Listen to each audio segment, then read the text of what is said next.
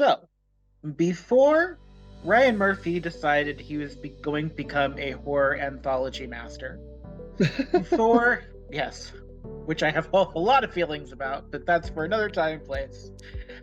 Before Michael Shore made us fall in love with a group of lovable offbeat people in Pawnee, Indiana. And before all those, we had Edgar Wright and Simon Pegg in Britain doing shows like Spaced from 1999, which would lead to the creation of Shaun of the Dead in 2004.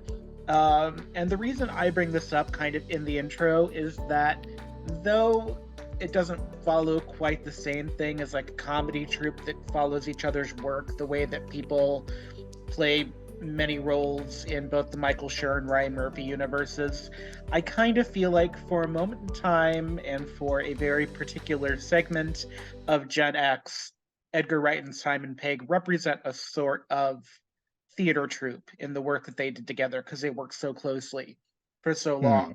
So we're talking about Shaun of the Dead today, and I'm very excited. This 2004 comedy horror zombie, as people have coined the term, is one of those films that is somehow both a critical darling and is a cult classic at the same time, which is a very rare thing to do. And I'm excited to be here today. Are you excited to be here, Magnus? Have you gone down to the Winchester for a pint before it all blows over? Et cetera, et cetera, et cetera. Well, dear sir, yes, I'm incredibly excited because British comedies are my bread and butter and jam, shall we say. Although you won't find me having a pint, it's more of a glass of wine. Um, I'm more of your black books alcoholic librarian swigging back rather than your typical British lad, shall we say. We'll have to find a bougie Winchester for you to go to where you can get your wine. Because it didn't strike me that the Winchester was really a wine bar type of bar. I know they were missing a trick, but I suppose it matches really closely to the general aesthetic that they were going for in this Yeah, flick. and I Which look, don't know about Crouch End, but maybe there weren't a lot of wine drinkers in Crouch End in like 2003, 2004. hmm. Yes, I don't know. Uh, Wine's never really had, shall we say, a trendy era. Um, it's always been more of like a drink of choice, I would say, Yeah. rather than anything else. I mean, there's no wine in this movie, but we do get a lot of blood, which kind of looks like red wine. And there's the ongoing "you've got the red on you" joke they make about Shaun, which I appreciate. So it's kind of like wine, but if you think wine and blood are the same thing, I guess.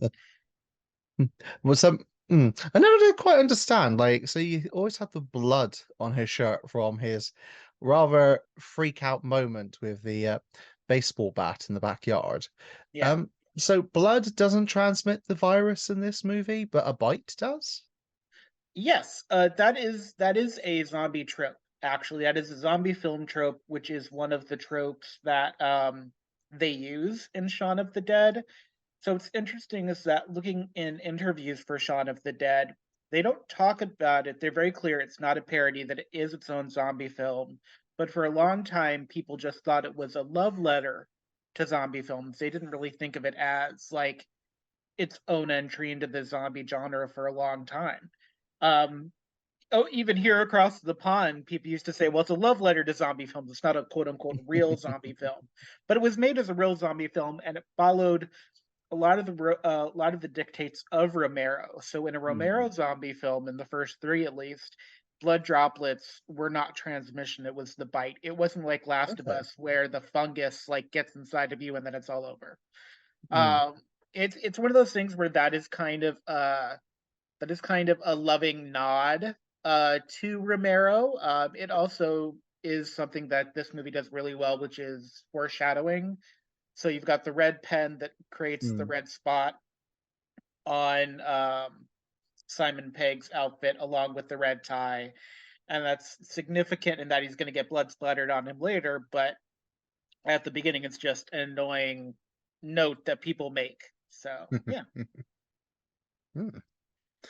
Um, So I detect a great deal of excitement in your tone regarding this movie. Has it been one that you found quite endearing previously? I think so. I think it's my favorite entry in the Three Flavors Cornetto, or as we call it in America, the Blood and Ice Cream trilogy. I think it's Mm, probably the most iconic. It's the one dearest to my heart. Out of the three, Hot Fuzz has some really great moments, but I identify more with the zombie film than I do a buddy cop comedy or an end of the world alien film, which I saw in theaters and didn't think that was very good. So if we ever do World's End, I'll have a lot of more to say about that critique wise. But I mm, think as far as love letter films, as far as actual thematical genre films, and as far as kind of both a romance and a buddy love story, Shaun of the Dead does a lot of really great work both in the moment and continues to do the work. People are still obsessed with this movie. There was a book written about it, even. You Got Red on You, how Shaun of the Dead was brought to life by Clark Collis that came out last year. And the Goodreads reviews on it are just crazy. There are no one-star reviews, which is so rare. mm, So I think I am not alone in quite a bit of affection for this movie. As far as Edgar Wright's work, a body of work goes as well, a lot of what he did before Shaun of the Dead and before Spaced, you can see how it influenced how he did stuff in Shaun of the Dead. But even in things like Last Night in Soho, where you're messing with the idea of time and you're messing with the idea of people, when you think about Baby Driver, Scott Pilgrim versus the World, you can all see how Edgar Wright's aesthetic and Edgar Wright's sensibility, use of wit, use of camera technique, really kind of all stem from stuff he was either trying or he was getting right in Shaun of the Dead. So yeah, that 2004 film we have to thank for the fabulous Last Night in Soho and Anya Taylor Joy's continued dominance of 2020 horror films. So mm. because she was also in The Menu, which is a fantastic and difficult film to watch. So Mm, you've spoken about a particular line of references that this film was inspired by, and it has been acknowledged that they inspired by that. yeah, I do you think that something that must be acknowledged though is the fact that all three films in the Cornetto's trilogy are a love letter to particular genres of British horror film comedies and such. Um, so Shaun of the Dead is inspired by um, zombie slash paranormal British films. Um, the one that really springs to mind is 28 Days Later, which came out, I think it was a couple of years before Shaun of the Dead as a big standout thing. Um, Hot Fuzz was inspired by body cop, uh, buddy cop dramas and also um, the good old British tea time murder mysteries in the countryside. I would And also say Hot Fuzz is a folk horror movie. When we talk about that in the next episode, because we're talking about um, these two films as romance films for yes, Romance Month, I'm gonna talk about the concept of Hot Fuzz as a parody of a subgenre that the British horror does really well called folk horror. So like Wicker mm, Man and things like that. And I think that it's a low key yes. folk horror film that's not its kind of central theme, but I actually think it does all the things I love about folk horror really well. So Mm. And then the last one, At the World's End, it's a love letter to retro British sci-fi shows and such. yeah. So they all definitely have their own distinct flavors and such. Um, And Edgar Wright actually talks about when he was doing Hot Fuzz, that people would come up to him. Somebody in particular came up to him. I looked at the article and I think I closed it out, and they were like, "Oh, so you're getting out of the horror genre," which he knew then meant it was the right thing to do because he didn't want to get pigeonholed. And even now, when people mm, ask him about a Shaun of the Dead sequel, he's like, I don't really want to retread that territory. Not that it's bad, but he's like, I have trouble going back. It takes like 3 years to make a movie, so it has to be something you really love mm, to do. And mm, so he doesn't hate the film, but it's kind of like he feels like he did what he wanted to do, and I'm not sure he feels like. Mm. I feel like I wish Ryan Murphy had that kind of restraint. When you look at American Horror Story, some of the seasons, like if he'd had some restraint and finished some storylines, he would have had a much stronger anthology series than the one he created. So Mm. I don't begrudge Edgar Wright for not wanting to go back, although there is a lot of affection for this. Apparently, he still gets like scripts from people and like people wanting him to produce and like wanting to throw money at him for a Shaun of the Dead sequel. And he's just like, I'm good. And he really doesn't need to do it. Like he's got, Baby Driver is an amazing film. Last Night in Soho is an amazing film. He doesn't really Mm. need to go back to the zombie genre until he falls in love with Yeah. it again. And that's okay as an artist. Mm. And just add my thought to it. I don't know that there really needs to be a Shaun of the Dead sequel. Um, I feel the story is pretty solid, and it it doesn't feel like they could really do a continuation Well, of what they had. there's two reasons it wouldn't work. The first reason Mm. would be that Shaun of the Dead actually kind of became a new standard for how disease control was looked at. Mm. I read that in articles and how accurate it is because there was no like, and see here where this happened. But the other part of it is that the only way for me it would work is if it was Shaun of the Dead, but like Shaun and Liz, and then Ed for some reason visit like Greece to like have their wedding or honeymoon or something, and then another Ah. zombie app. So like it has to involve the same characters, and Penelope Wilton reprised Harriet Jones. I don't know that she needs to reprise Barbara, and Bill Nighy, of course, famously dies in the film, so he can't really reprise the step down role. I think you're just No. creating more of like a Brady Bunch goes to Hawaii scenario, and that didn't work out for the Brady Bunch. And they're just it's okay to not make sequels. I think we get so used to the marvelization of things where things have to continue, but there was a portion of time where sequels weren't being made. There were many years between Mad Max movies. It's okay to have something that you love that is just a step in time. And I Mm. think Shaun of the Dead would not necessarily be served by a sequel. Also, Simon Pegg, Nick Mm. Frost, and Edgar Wright are all very, very busy people. Like, Oh, yes. if you decided to do like if you did like a Diane goes to like uh Greece to get her groove back, and then there happens to be more like zombies there that she has to battle by herself, that would work if you like spun it off into a Diane thing. But I don't think anyone's favorite character in Shaun of the Dead was like Diane. Maybe the female Shaun analog he meets partway through the movie before the zombies, and then partway through the zombie attack. Um, Mm. who was played by one of his co-stars from Spaced, I Jessica believe. Stevenson. Yeah, Jessica Stevenson, who I think was his main co-star in Spaced. Yeah, like you could do something with that, but that's a spin-off. And there's no guarantee that will either be A received or will be as good. Um, I'm Yes. okay with leaving things where they are. I have a DVD Mm. of it. The only thing that I'm missing is a DVD with like a director's commentary, so we can hear Edgar Wright and Nick Frost and Simon Pegg really talk about things. Like that's the only thing from my DVD of it that I'm missing. Also, I'm missing the audio recording Jonathan Frakes made that didn't make it into the movie. I do desperately want to hear that. But like, except for a director's commentary, I'm not really missing, anything. I'm not missing anything in the universe. I feel the same way about 28 Days Later, to be perfectly honest, which came out in 2002. I looked it up. Mm. And but they did do they did 28 weeks later, didn't they, for that? Yeah, they did 28 weeks later. There's been talk off and on about a miniseries, but 28 Days Later itself is also one of those films where I'm like, yeah, I don't really need a sequel to it. Um, I feel that same way. Actually, most zombie movies I'm thinking of, like Zombieland, I don't think needed a sequel either, and yet they gave it one.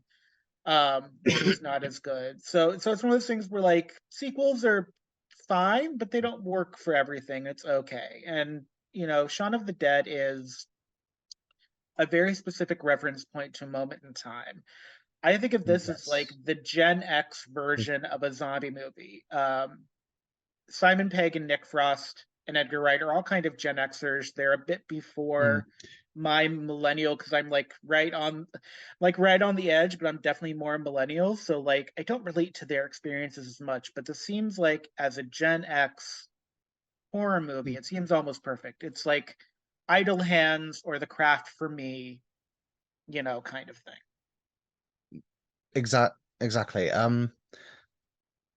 I want to move on to one little point in a second, but just to touch on what you were saying, I I think you've hit the nail on the head. The Shaun of the Dead came out at a time where the overall themes of the film, of disillusionment, of lacking a direction in life and feeling a bit sort of um caught up in the modern world but not sure where you're going and such. I think that really did speak to Yeah, certainly quite a few people over here from the younger generation that caught it at the time it came out.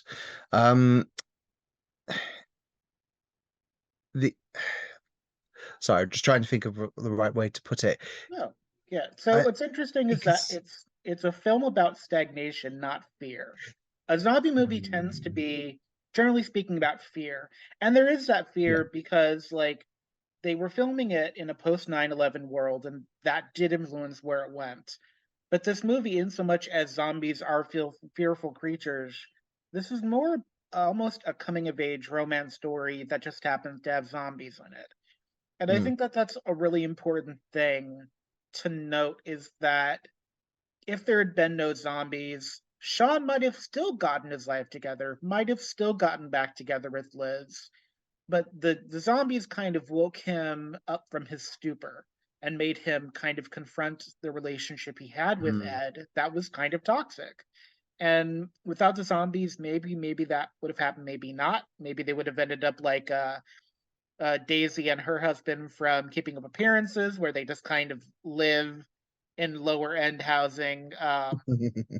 But it's one of those really interesting things where it's kind of the same idea as Spaced, where you just kind of keep missing the markers of growing up. So the idea of Spaced in '99 was that Simon Pegg's character, I have the cast list so I can actually say their names.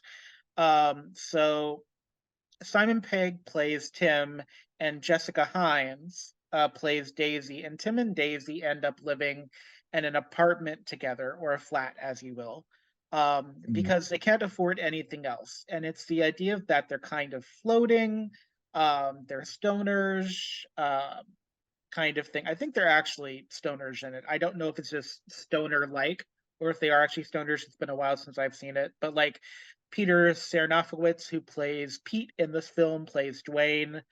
Um, Bill Bailey is in it, which is kind of weird. mm. Um, but Spaced has this kind of same idea, this idea of kind of free floating, trying your hardest to grow up, and feeling like the world isn't letting you, that it's kind of stopping you from doing it, even though you're not really showing the forward momentum yourself. Even the poster for Spaced, they have this kind of shot of them where they're slack jawed and they're all kind of huddled together like an anti Beverly Hills 90210 moment. And Mm. you can kind of see that too in the Shaun of the Dead poster where they've Shaun, especially Simon Pegg, does this really great slack jawed look where he doesn't look lifeless, Mm. but he does kind of have that zombie like appearance. It's a very Simon Pegg face. Yeah. Um, yeah, there's a lot of stuff that feels like, because in a way it is, Shaun of the Dead is a continuation of this spaced conversation that Simon, Edgar, and Nick were trying to have with the community, even in a funny way. Mm. It's it's quite counterculture. The shared theming of Spaced and Shaun of the Dead, in the sense of it's always like the themes of feeling um like you're not really having a drive to do what is typically seen as what you should do within society. Um, to oh, you should have a great relationship, and a you should have the drive for a great career. Be social, be outgoing. Um, I think but there is people in society that they either don't feel confident or they don't have that like instantaneous. They know what they're going to look for and know what they're going to do, sort of thing. And Yeah. also at the same time, like I think it was also counterculture in the way that it was sort of like shattering the British ideal of like, the perfect citizen. Wait, you've had a lot of other comedies that have done that sort of thing or poke fun at Keeping it, appearances. like keep Sorry. appearances. Yeah, that's Sorry, what I I had a was bug caught in my going throat. It was like a towards. little bouquet flew in through the window.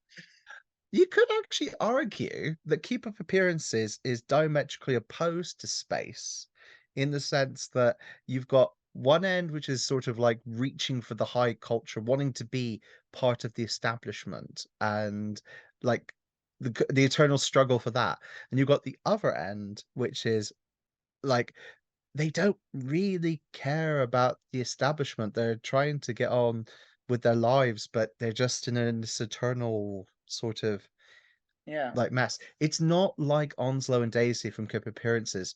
They're quite at peace with themselves. They have Well, their own Daisy is happiness at peace with as well. herself. She just Well, wishes except Onslow would get on board and turn the telly off. oh, and yeah, be like the fires in their marriage sort Yes. of thing again. God Um, bless Daisy Bouquet. Yes. In a way, I mean, going back to Shaun of the Dead, what they really needed was Daisy to appear with Onslow during the film, and Daisy gives some relationship advice to Shaun. That'd be amazing. I feel like the actor that played Onzo has probably passed away by the time they were He, made. By the time they were uh, making Shaun of the Dead, I don't mm, know that for a fact. So here's kind of a good segue back into the actual film itself. So one thing I love mm, about Shaun of the Dead is it subverts expectation in a lot of ways, and this mm, scene is actually a perfect representation of this. So Gen X is kind of hallmarked by this idea of the idiot box, the idea that the TV rules everything. This is really before you had like social media, so everything was coming through TV. And the adults, quote unquote, in the room, we're telling slacker kids if you don't stop watching TV, if you don't stop going to raves, if you don't stop doing this and that, you're going to waste your life, ruin your life. And Shaun mm, is kind of supposed to be the typical version of this. Um, he can't like remember to bring his mom flowers. He can't like multitask and like get a table for two with him and Liz. But there's this great moment after they've encountered zombies the first time before they discover that Pete has been turned into a zombie upstairs. By the way, I'm spoiling this movie. If you haven't seen it, turn off the episode, watch the movie, then come back, turn the episode back on. Um, but there's this great scene where they've been watching TV, they've been playing video games, they've been checked out, they just beat up the first two zombies that came in the yard. And there's going to be a really great scene with an armless groom zombie that I absolutely think is one of the best zombies in the film. But there's a really great moment where they're told to stay indoors on the TV by that really trusted anchor who they paid some sum of money to get to say you have to go for the head. Um, and Ed looks at the TV after the anchor says, and everyone stay indoors. He goes, "You don't believe everything you see on TV, do you?" And like they shut off the TV or they do a quick cut away from it, and TVs don't appear pretty much in the rest of the film until the end, until close to the end credits. And like it's a really great repudiation of the idea that people of that era, the slacker generation, quote unquote, are so enamored with their TV that they can't actually come to action. So it's a mm. really great subversion of something. Subversion is something that you see in Scott Pilgrim a little bit. Yes. Subversion is something you definitely see in Hot Fuzz in a lot of ways. Subversion is even something you see in The World's End, but World's End is, I think, where it works the least. So if we ever do talk about World's End, I will talk about that because I saw that I loved the idea of World's End in the trailer, um, but much like some other trailers I've seen, was very disappointing. But so Shaun Mm, of the Dead, the moments of subversion in this film don't just work because of the story, they work because also the camera work, they work because Mm, the actors are very committed to what they're doing, they love what they're doing. It's also a very highly intelligent thing. Simon Pegg's work and Edgar Wright's work always strikes me as being almost hyper intelligent about the people that are going to watch it and about the message they want to send. I mm, don't think it's any mistake that Shaun is a slacker whose like masculinity is kind of awakened by the zombies and by wanting to get to his mom Barbara and to his ex girlfriend at that point Liz. mm, I don't think any of it was a mistake, and I think it's meant to kind of like show Gen X that, you know, maybe you are slacking, but one, it's not your fault. Two, maybe you're not as much of a slacker as you think. Maybe it's just literally your circumstances at the moment. Um, mm. Oh yeah. yes. I mean, clearly clearly the zombie apocalypse is sort of a kick in the backside, Yeah. if that makes sense. It's an event that triggers a response in the hero. Um, I kind of agree with you that he and Liz might have sorted out their relationship if there hadn't been anything. I mean, Pete had a go at Shaun, and Shaun made the effort to write a note to himself when he woke up from his stupor the next day to get his life sorted out. So there's clearly some desire there already. Well, yeah, Um, and Liz had and actually said that earlier in the film too. She had like she desperately did not want to end up going to the Winchester every night. Like yeah. she desperately was looking for something, but she was just living in this flat with these. I don't know if David was a roommate or if David was just Diane's boyfriend that was there all the time. But like she states it outright close to the beginning of the movie that she did not want to be stuck, but she did not know how to get out of that feeling of being stuck and that Mm, feeling of being dragged down by Shaun being stuck.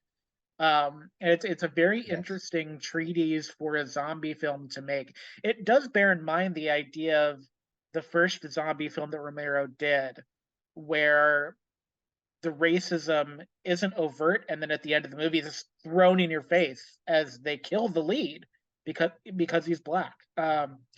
And it's not quite equivalent because the racism in America was so virulent then, and it's still virulent now, sadly. So it's not quite the same. It's not a one for one, but it makes me think as they were writing the script, they knew exactly what they were saying and what they were doing Mm. to kind of talk about the issues that were. I mean, even if you look at like the kind of stuff that was happening on Saturday Night Live in the 2000s and like the political stuff, they weren't really touching them if they could have. It's there's something really interesting that Shaun of the Dead does beyond it being a zombie movie, but the zombies just kind of make it fun.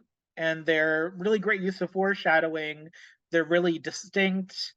Lots of famous people had cameos as zombies in this film. Like people really wanted to get involved.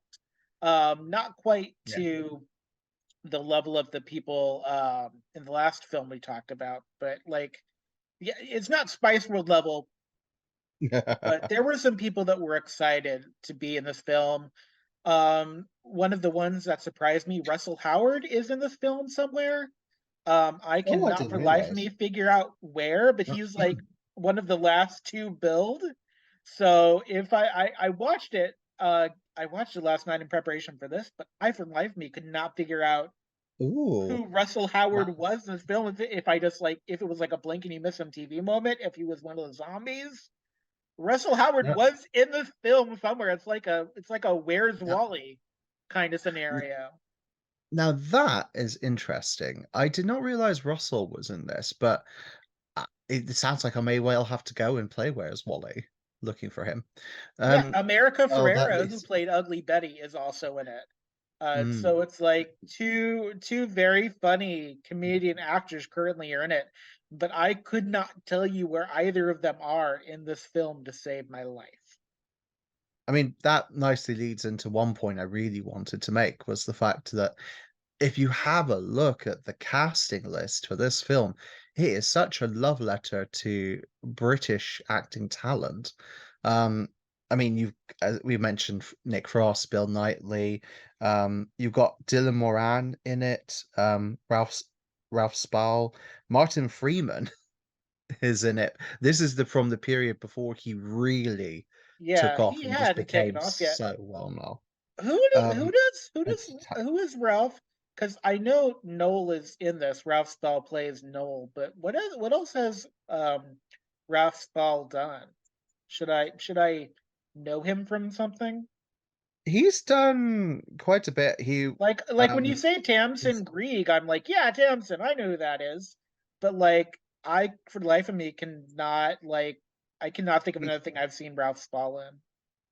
Prometheus, Life of Pi, Oh, I didn't see Jurassic. either of those movies. That's Oh, why.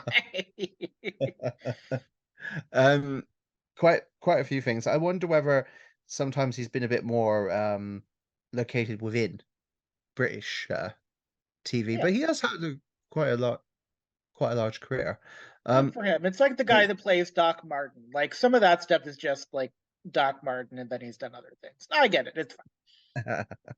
um, but yeah, just love it. And one of my favorite little jokes in the film, it's not like uh, an obvious, but when the gang is like trooping behind all the gardens and run into their alter egos enacting their own version of the film, Yes. um, which which is great. It's such a lovely tongue-in-cheek, tongue-in-trope And play. it's It's one of just the great. great foreshadowing moments too, because it happens Mm. earlier in the film, and then it happens again, and then it happens a third time at the end. Like it happens every single act of the film has this re-meeting.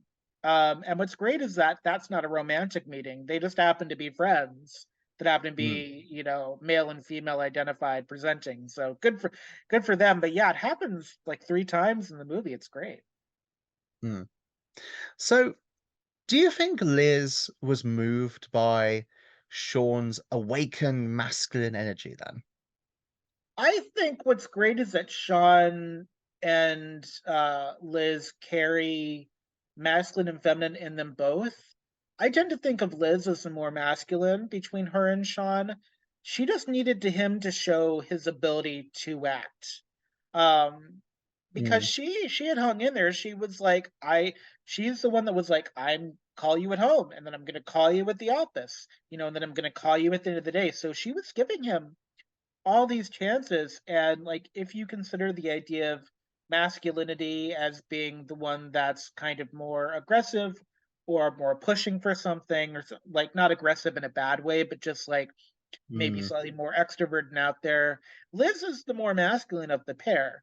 She also Yeah. does not mind, that Shaun can take a cricket bat and get smack something. I do wonder if Liz and Shaun are kind of and I don't have the book that was written about Shaun of the Dead, but I do wonder if it's like a flip version of either the Reanimator, or if it's like Army of Darkness thing.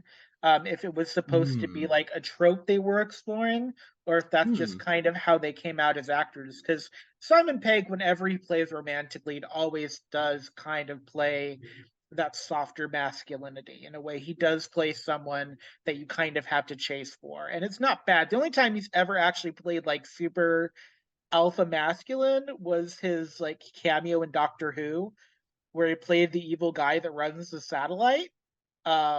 That is just like Oh enslaving yeah. humanity. Yeah. So like when he's not playing, I would argue that was actually something that bothered me in World's End, was when he played Gary as that very angry, virulent, bitter, masculine man. It didn't read right to me.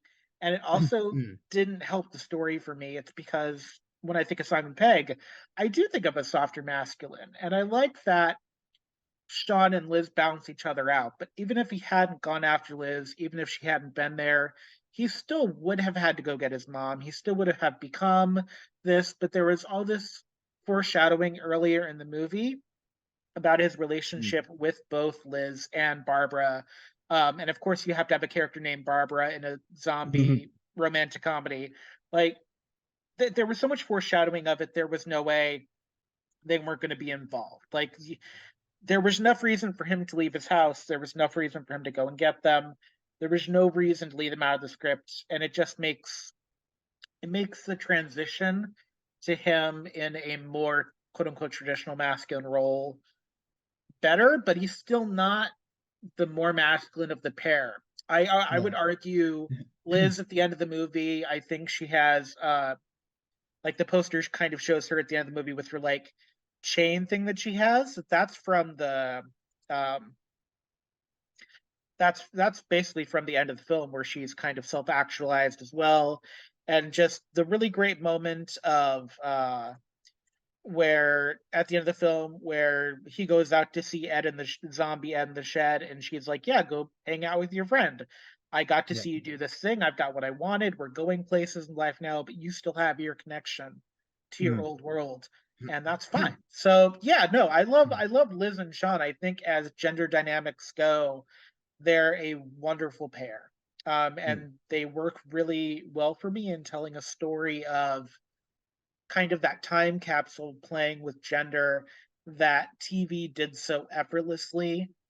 Um, I think in the 90s, especially, that kind of the slacker TV and MTV did really well, where it was really not so much about gender, but we also weren't having a conversation about gender we should have had.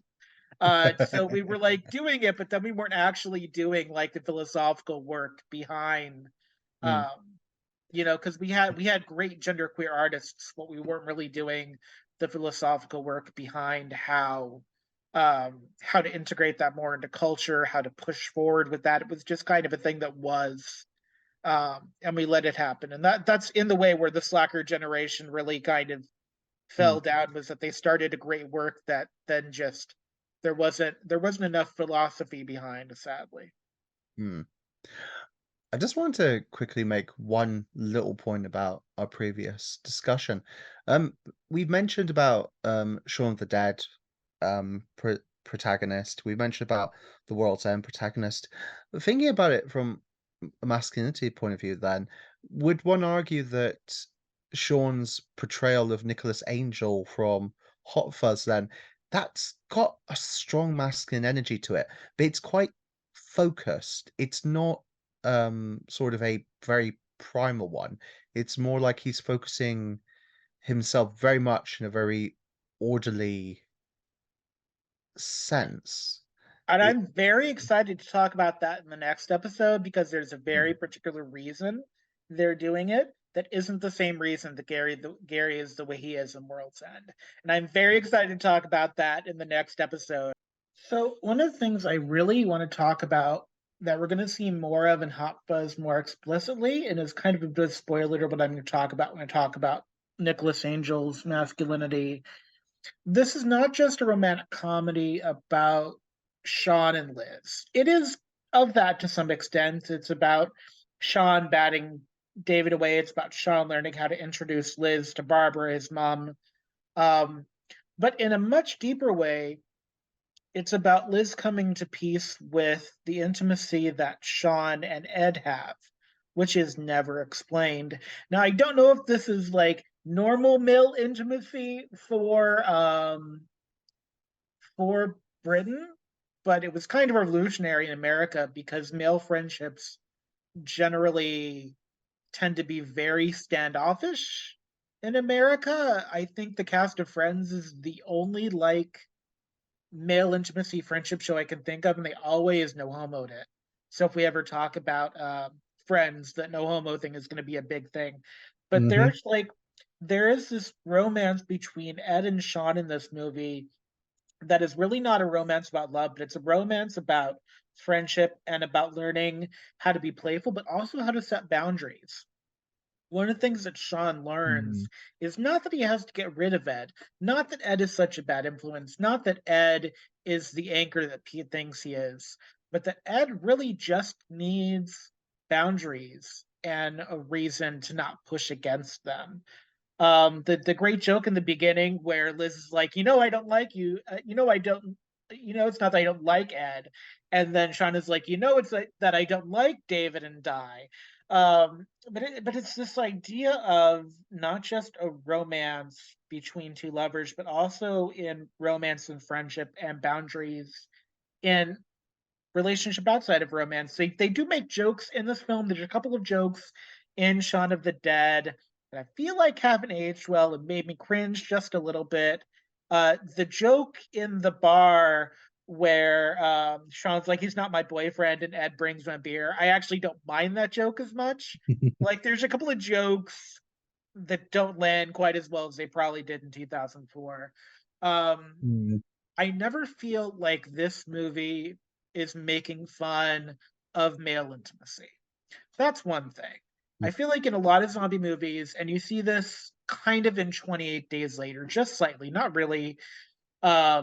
It's the idea of toxic male intimacy, and you don't really see that here. The only toxic male character in this movie is David, and he pays for his sins by being disemboweled like the general in the second Romero zombie movie, the second one, the one where they're in the mall, whose name I can never remember because they're all like scenery of the dead, so I can never keep them straight as far as titles. But he dies in the same way that General dies, having his innards ripped out. So mm, David is the only real toxic masculine presence in his film. Even Philip, who Shaun absolutely loathes, is not as bad a guy. It's just that's Bill Nighy's face. He can't do anything about that face. Bill Nighy just has the face of someone being far too serious about things in a far too not serious situation. But even his reasoning behind what he did, he gets to make up with Shaun. David is the only really toxic figure in this film. Even the zombies aren't toxic because they're just doing what they do. And they're slow zombies, thankfully, not quick zombies. Because we started mm, seeing quick zombies shortly after this. And I got to say, I am much more in the slow zombie camp than I am quick zombie. mm, Um, so for me, this movie is a movie about the idea of communication and the idea of boundaries. And yes, there are zombies, but even if there weren't zombies, I still think this would be a pretty darn good movie. They would have had to go some other directions. It obviously would have been more traditional romantic comedy, but I think the bones of it as a story about communication and redemption and boundary setting and romance between different types of people is all very there, and it's mm, all very valid, and it's very complex, especially for a 2004 movie. Like mm, I can't express enough about how many elements to this movie work that could have fallen so hard and so flat on their face, and I'm so glad that it did not. mm. You know what you just said reminds me of? Um, How smart I I am, remember how beautiful I am, how much Tom Hardy could call me if Tom Hardy wanted my phone number. Call me Tom. oh, Tom Hardy.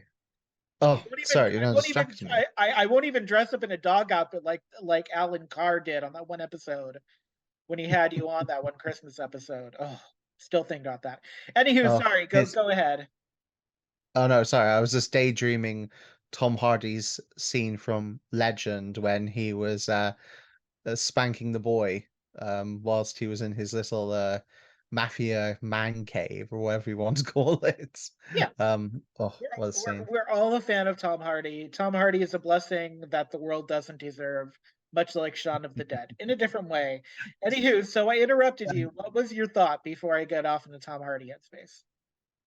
From that example of toxic masculinity to other masculinity, um, you're the whole thing about romance and intimate male friendship reminded me of a little remembered Paul Rudd film from a number of years back. I Love You Man, and Yeah, the I love you, man. That's a really good one. Jason Segel plays a man child who meets Paul Rudd, and they have this affinity for Rush, especially. And so, like, the whole middle of the film is basically them in a Rush concert, and then Jason Segel getting choked out by Lou Ferrigno, I think, if I remember correctly.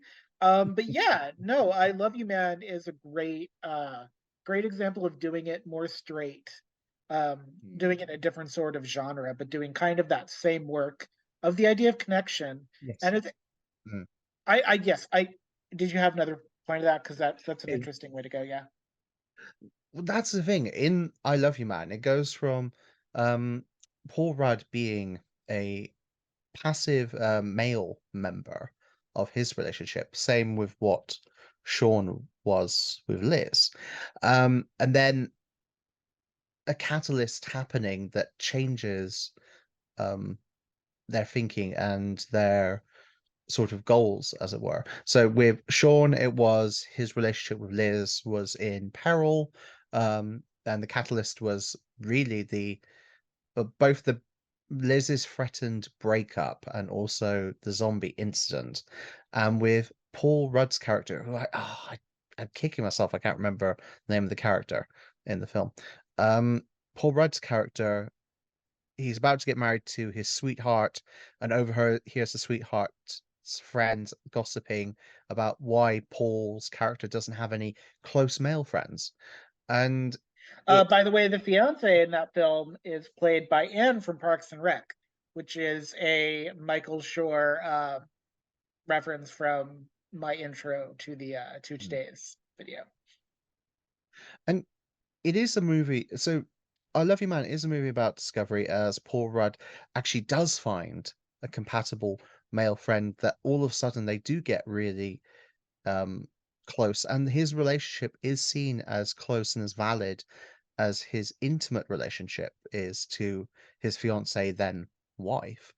But it is finding that balance between these two important relationships within his life and admitting that they do have strong validity to them, but there is boundaries of where they can sit. So I do like talking about Shaun of the Dead, and that does remind me of why I quite enjoyed that film for its quite nice, honest portrayal of like how important um male friendships can be to a man alongside his romantic interests. Well, and I would argue that at the beginning of the movie, even though there are no zombies, Edgar Mm, Wright does this really great thing where all of the workers and all the people you meet in London feel very zombified. Even the mm, relationship between Liz and Shaun, for being a romantic pairing, they are kind of on two parts of a cavernous gulf in a way of what they want, where they are in life. I would argue that until we get zombies, and even for a good portion of time with zombies, um, Ed and Shaun have the most intimate relationship in this film, easily. Even when Pete talks about his relationship with Shaun, it's kind of in past tense. Like he talks about how they met, he talks about the kind of fun they used to have, but that was 5 years ago. And his relationship with Liz has been going on for a while.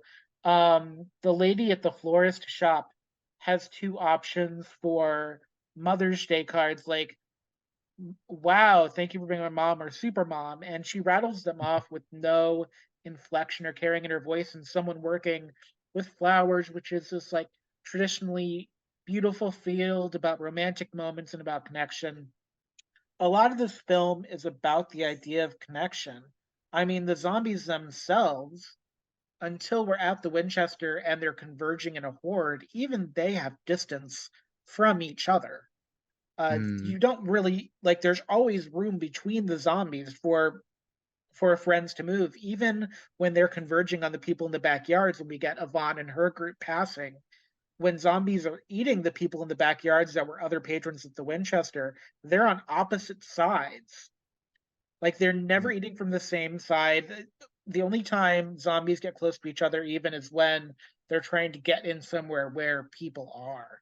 Like there's this whole mm, thing in this movie that goes back to that slacking connection, um, that I think you see really well as a treaty in British rom-coms. I'm thinking specifically, mm. here's a Vicar of Dibley thing again. Vicar of Dibley was a story of connection, and where it could have gone into David, the town Grinch, the town miser with all the money. Throughout the course of the series, he becomes connected to the town through the woman vicar that he absolutely loathes at the beginning, but she pulls him in. And so like Mm, Shaun of the Dead carries on that great tradition. Good Neighbors is another one that I'm thinking of, with the idea of community, the idea of taking something that kind of annoys you and choosing to let it annoy you, and then slowly seeing the value in it. Mm. And I think Shaun of the Dead just does that, but with zombies. And I think that's a very good time. I think that's very cash money, as the kids say nowadays. I don't know if the kids still say that, but I, for one, think Shaun of the Dead is very cash money, and you can quote me on Mm. that. I wonder whether the slowness of the zombies as well, um, is a concept that was very deliberately put in there. We've spoken about I mean, Shaun the Dead. there is a joke about it that is in the movie about them moving slow. So if they Yes. just like match pace with them, so I have to think the slow Yeah. zombie thing, because that was being But revamped by 2004 pretty easily. That's why in 28 Days Later they're slightly quicker. So like it was already a conversation being had. So mhm. But I wonder whether it's a concept of both the thought of everyone existing in this mire, this sort of almost like swamp of like apathy and um inability to really push yourself of to go somewhere. And like their slow shambling gaits when um Shaun is going to the shop to pick up some bits for him and Ed, and you could see all the zombies just like slowly meandering towards him in the distance, but they're yeah. never going to catch him if he just keeps walking at his normal pace and everything. Um, I Well, this wonder if it's isn't. reference to that. And sorry, you Well, gonna this say? isn't.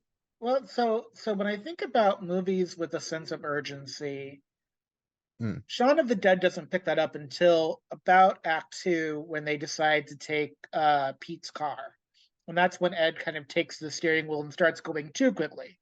But really, for a good portion of this movie, it's not pursuit of happiness where Will Smith is trying to provide for his kid instead of sleeping in like subway restroom stalls. Um, Liz is the only character with any sense of urgency, but it's not a sense of urgency with anywhere to go. Like she just knows she doesn't want to end up at the Winchester. She just knows she yeah. doesn't want to be living this life, but she doesn't really have an exit plan. We never find out what she does for work. We never find out much about her flat. We never Mm, see a bedroom, so we never see a private room that is just hers. In a way, Liz is a lot like Rose from Doctor Who, where we learn about her throughout the show, but if she had only traveled with the Doctor for a season instead of two, I can imagine we wouldn't have learned near as much as we did about her. There's something mm, great about Liz being a catalyst, not for a zombie apocalypse, but for a change in other people. And I think if you did a mm, sequel and you focused on that, it could work. But also, maybe you don't need that. Maybe the idea of just no. wanting something is enough in this case. Because if you're built into a generation where all you have is a zombified, we have that currently, in America, in the generation of zillennials and beyond, where they're like, why should I go get a job? Why should I get my soul sucked out for 40 years? For not being able to retire. Like, why can't I make a way for myself? You kind of see that in Shaun of the Dead, where Liz wants something, and you get peaks of it from other characters that don't want other things. Like you get the idea that Ed and Shaun may have been amateur DJs at some point because they have all the DJ equipment. Like, and that's a specific choice. Like that could have been anything, but they talk about records like they know records. Also, that Blue Monday album that they throw is one of the best albums ever made, and I'm always kind of cringe at that scene because I'm always sad. Also, I would not have thrown the Batman album. I know that Shaun was like, throw the Batman album. And I'm like, no, don't throw the Batman album. It's a great album. What's wrong with you? Prince is on that album. Um, Yeah. yeah, but Um, there's really great. It's so great to have Liz in this film as a catalyst. mm, It's an amazing character that does amazing work, and you do get the sense that even if zombies hadn't been in this film, Liz wanted to be a catalyst for change. And even if it took her time, she was mm, going to get there. She was going to figure it out. And if Shaun didn't want to get along for the ride, he was going to get out of the car. And she was yeah. pushing him out of the car. And then he came Mm. back. So And we've talked about connections with in the sense of Shaun to Ed and Shaun to Liz, etc. But really, you also see it with other between Shaun and other characters in the movie. When he and his stepdad, oh, is it Philip, Philip, played by Bill Nighy? Philip, What I'm sorry, Philip. they What are you sorry for? they What have you done now? uh, I mean, they have a heart to heart before he gets offed, and Right then before he Barb. gets zombified, like just you don't even they don't even have a moment after that. Like he has the heart to heart, and then he's dead. And then Barbara, Sean's mum, gives like her approval, and then she's off as well. Yeah. So, I really loved Harriet Jones in this film. It's really great to see her doing things after she is no longer the prime minister. Good for her. mm, yes. Um, Also, Shaun and Barbara have that really great conversation in the kitchen when he comes Mm, over, and that's one of the cringy moments in the film because he accuses Philip of something I won't say here. But like, she's really strong-willed for a mom that you think is like kind of not quite all there or a little too soft and uh there's just something great about her being like, you need to grow up, Shaun. Like he is my husband and you may not be happy about it, but you still need to grow up and get over it. And like in mm, that small space of that conversation, you get so much about who these two characters are. And she doesn't coddle him. She feels the ability to be honest with him. Um you can sense that she's fed up. The actress does such amazing things with the character. Like Penelope Wilton is a great actress for many reasons, and you really do see it here in Shaun of the Dead, how she can play strong yet vulnerable, um, and how you can be really invested in such a short time because when she dies, it's hard. It kind of has to happen for not for the movie to succeed, but it kind of has to happen to let Shaun get on with his life and really commit to Liz. Because in a way, if Barbara had lived, I can easily see Shaun falling back into old patterns. But like, it's sad, but it's also necessary for the ooh. film, and I think that works If really well. if Ed had lived, do you think that would have possibly been again the same issue? Well, Ed does live. I mean, he's so a lot of people think of Ed as being kind of this immature devil may care character. We don't learn enough about his life really before to know why he's the way he is. But I don't think it's a mistake that he ends up as a zombie in the shed. And he's one of many things. Like part of the whole playfulness of the end is that scene from the reality show Trisha, which is like a talk show, I guess, over there from Trisha, and the idea of people marrying their zombie partners, the idea of people living their lives with these people that they know. I mean, Ed essentially starts the film playing video games inside the house and ends the film playing video games outside in the shed. But it doesn't really change him and who he is, except for potentially wanting to bite Shaun. Ed is still Ed. So even though he gets bitten, he's still Ed in a way, and I Mm, think it's a question mark that is never resolved, and that's very smart and very difficult storytelling to do. mhm, Um, but I think it's significant that he begins and ends the movie in the same place, and that even a zombie apocalypse can't change that character. It also takes a masterful actor to be able to play the type of character that Ed is and not make me absolutely despise them. Like, comes up right to the line, but Nick Frost does a really great job. And then we see Nick Frost again in Hot Fuzz playing that same sort of man-child character. I like him even more. He's more endearing the second time he does it. But like that character in different hands would have gone so wrong. And I'm so mm, glad Nick Frost had such a good handle on Ed and how to play him mm, in this very optimistic, self-actualized, but just not into doing anything in particular sort of mm. character. I think Ed Yeah. and Shaun, when we look back, kind of later in life when we look back on films that talk about male intimacy and talk about male characters, I do think Shaun of the Dead is going to be at the top of that list. I think you'll have like Band of Brothers and Saving Private Ryan. You'll have all these war movies, and then you'll have Shaun of the Dead, because I really do think this is a movie about male power, male intimacy. It's kind of the opposite of Mad Max Fury Road, which is really all about Mm, female power and things like that and how you reclaim it. In a way, this is about, the power of being male and being a man. What does that mean? And all many the male characters really do all have the gamut of range between aggressive toxic masculinity, like fake masculinity where they're trying to steal someone's girlfriend because they think they deserve it, which would be David. And then you've got Philip, which has a different masculinity from Shaun, but they're both masculine. And mm, it's such an interesting movie because it both plays with gender roles, subverts them, but also keeps their traditions intact in some ways. mm. It's just one of those things where the Ooh. more I think about it, the more excited I get for the different meanings the movie does have. So Speaking about subversion, then subverting the traditional gender archetypes and such, that leads me to one of my favorite points of the movie, um, the ending when Liz and Shaun emerge from the Winchester and they bump into Shaun's friend, Yvonne, I think Yvonne, her yes, name is. her Yeah. name is Yvonne. Who's basically come in with the cavalry as the military swoop in and dispose of the zombie nuisance.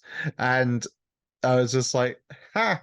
So finally we see a zombie movie where there's a little bit of a realism to it with the military actually swooping in and being organized Well, with and she's the the only one aggression. left of her group too. Because when Ah, we do we see the know group, this? there's a whole bunch of parallels. Because there's a parallel actor for every Yeah. single actor in our main group we're following. She's the only one left from her group. Did she say that? Or are they just because she's seems a bit more competent than Shaun? Has she got her group to safety and has just come back to kick ass? It doesn't say. And that's one of the things where you can kind of I decided in my mind that the rest of her group had perished either because they didn't listen to her because they listened to the guy with her instead, or maybe they were back safe at camp and she's the only one that wanted to come back into town. And Hmm. you can kind of make that decision for yourself, which is nice because she doesn't say anything. She just mirrors the things she said from earlier. So she never Hmm. says. Actually, quite interesting. Thinking about it, realistically, Yvonne is she appears to be quite an active person, as we've discussed that Liz is. Now, knowing Martin Freeman, as a person from his many acting roles and such, he never really plays a very active masculine role. He clearly has very strong masculinity, but it's a more reserved type Yeah, of I would agree with that. person. I feel like Oh, that's probably why he was cast, because he was the lead hmm, in the Hitchhiker's remake film that they did, yeah. which Bill Nighy was So, also in. So yeah, no, yeah, it's yeah, Martin so, Freeman. He plays a softer masculinity. He plays a quieter masculinity, but it's still masculine. It's, hmm, it's a very Steve Carell sort of masculinity in a way. hmm.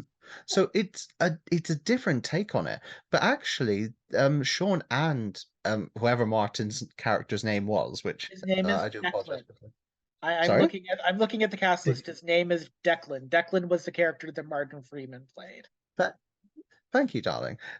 Sean and Declan, um, both passive male um characters, but in definitely different ways. And oh, now that's interesting to see the parallels between them and the differences and such. Yeah, and that was Mm. purposely done too, which is really Mm. nice. I think that it was purposely when they cast Martin Freeman. He also does look a bit like Simon Pegg. He does have sort of the generally same face structure. They both have what I call the Christopher Eccleston ears, where they kind of pop out from the sides. which is part of why he's one of my favorite doctors. But they have like that same kind of look as well, where they kind of give you that average average Londoner male energy without much special to them, and then when you start digging underneath the surface, you find out all this kind of interesting stuff about them. Um, I I I don't think anything done in this movie was a mistake. The only mistakes are like kind of cinematographic goofs. Like there are a couple scenes where if you watch it enough, you start seeing the boom mic and reflections and stuff, which I don't have a problem with because I can kind of lose myself in the movie. But like people are always very eager to make sure everybody knows where those little engineering goofs are without realizing how long and difficult it is to make a movie, especially a movie with Shaun of the Dead that has so many extras, so many moving parts. I don't So, think people have a mm, concept of this. The scene with Shaun crossing the street just to go to his shop, because he does that twice, once before zombies, once after. When I'm looking at IMDb, I'm looking at Shaun of the Dead, and all the goofs, quote unquote, are listed in it, like all the things you're not supposed to see, and all of, like the changes. And that particular scene has a lot of them. That easily was probably 4 or 5 days of shooting over and over. It's a thing that you have to choreograph. It's a thing you really only have one or two shots at. Um, and the crispness of what we ended up getting took them days to get. So if there's like, oh, a reflection of a camera in this door, or oh, the Chevalier didn't have a tint on the windshield, or oh, the spot that Shaun has from the red pen is a different size in this scene. Y'all are missing the movie. Y'all need to watch the movie. Like the point is he's going to a store doing what he normally does, hasn't even noticed the zombie apocalypse, and won't for a little while yet. And it's one of those things where, like, you can't spend so much time on the goofs and the things that didn't get fixed. And you're missing the film itself. Like, as a person that did some film studies, there's something very masterful in camera work in Shaun of the Dead, in these kind of long tracking shots they did that they basically did twice, essentially, once with mm, zombies, once without. It just blows my mind they were able to achieve such a one for one. And it's something I'm grateful for, is that not just the story is good, not just the actors are good, but the camera work in the films are good. The things you think are going to be jump scares that aren't, the things that are jump scares that you don't expect. The choreographed final battle scene, the kill the queen, David, with the jukebox, the horde of zombies, the loss of Ed, the loss of Barbara, both the heartbreak going from this like romantic comedy into the pure action of zombies, losing your mm. pub, which if you've watched Sandman, you know how pubs are special to the people of Britain, especially Hob Gadling. There's something so masterful about Shaun of the Dead, and I know I've talked your ear off about it for like 2 hours. So I think I'll probably give you the last word, but Mm, there's something so masterful in how Shaun of the Dead moved from just being a movie about slackers into being about communication and about bravery and about desire and about learning to become something more than you were when you mm, desperately want something to change. And I think Shaun of the Dead is yeah. special, not just because it's a quote unquote love letter to other zombie movies, but because it's so much more than that. And if I ever get to meet Edgar Wright, I will have him. This will probably be the thing I have Edgar Wright sign, is my Shaun of the Dead DVD, and then I'll just buy another copy. Um, I'm grateful for Shaun of the Dead from 2004. I Mm, think it's an exquisite, and it's an hour 39 minutes. So if you hate it, like it's what 90 something minutes out of your life. mm, Um, mm, but I think it's exquisite, and I think it's a really important film, not just for zombies, but for people that are about coming of age stories and about romance. And mm, I, for one, really like Shaun of the Dead, and I'm really happy to live in a world in which it exists as well. mm. No, you're completely right there. It's a great love letter to British comedy as a whole. It's just absolutely dripping with golden moments of um British life, basically, in every aspect, and it always keeps it quite down to earth and low key just by the setting, the fact that you're living the events of what's happening through a very personal story. Because it could have gone like the 28 Days Later direction and have that, gone with them walking through the center of London near all the landmarks which everyone's aware of. But instead, by keeping it within a very local locale. um, it becomes much more of an intimate portrayal of this group of people and of this relationship, which is going through a very transform transformational stage. Um, and you're right, it's by terms, it's a love story, it's a comedy, um, very much zombie horror.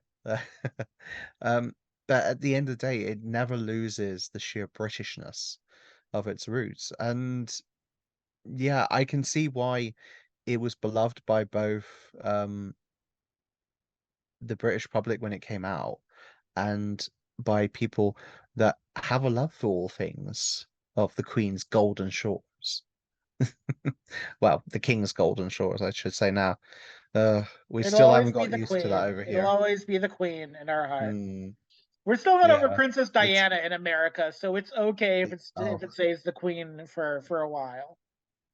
no offense to King Charles, but I don't know if he'll ever quite escape the shadow as mum.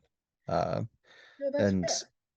and yes, and thankfully we now have Shaun of the Dead as a lasting piece of cinematic art. Yeah, And that's the great thing about a film that's well made. Just being able to go back and enjoy it time and time again. No matter how many times people go and watch Rocky Horror Picture Show, there's a great reason they really get into it. And that's the same quality that you get with Shaun and Hot Fuzz. And yes, not perhaps so much that the world's end, but 2 out of 3 isn't too bad. yeah. It's much like a Cornetto flavor. 2 out of 3 isn't too bad. Which, by the way, we call them drumsticks here in America, not cornettos. And I really wish we called them cornettos What? because the drums, yeah, they're called drumsticks here. But that's what you call chicken legs. Yeah, no, we call chicken legs drumsticks too. Actually, we call them drummies sometimes. What? Yeah, no, they don't call them cornettos here. It's not. It's like, What? yeah, yeah. I don't know what to tell you.